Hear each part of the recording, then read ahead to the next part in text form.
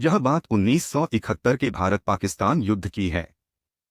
सीमा के पास एक छोटा सा गांव था, शांत और भोला भाला।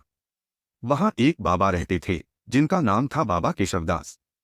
सफेद दाढ़ी, लकड़ी की छड़ी और माथे पर तिलक। गांव वाले उन्हें बहुत मानते थे, क्योंकि उन्होंने कई बार बातें ऐसी कही थीं जो सच निकली थीं। एक दिन युद्ध की आहट आई।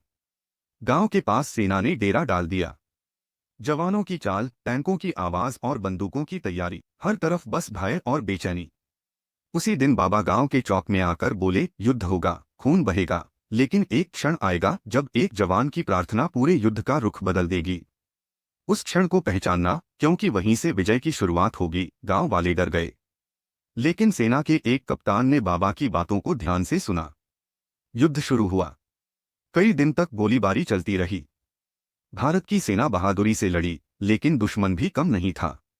तभी एक रात, जब हालात बेहद खराब हो चुके थे, एक जवान रवि सिंह अपने शिविर से बाहर निकला और बाबा की झोपड़ी में गया। वो फूट फूट कर रो पड़ा और बोला, बाबा, हमने सब कुछ किया, अब बस भगवान ही कुछ कर सकता है। आप कुछ कीजिए। बाबा मुस्कुराए। उन्होंने आंखें बंद की, कुछ मंत्र पढ़े और रवि के माथे पर राख लगाई। जा बेटा, अब तू अकेला नहीं लड़ रहा। तेरे साथ अब पूरा आशीर्वाद है। अगली सुबह ऐसा हुआ कि पाकिस्तान की सेना को एक बड़ा भ्रम हो गया। उन्हें लगा कि भारत की तरफ से नई फौज आ गई है।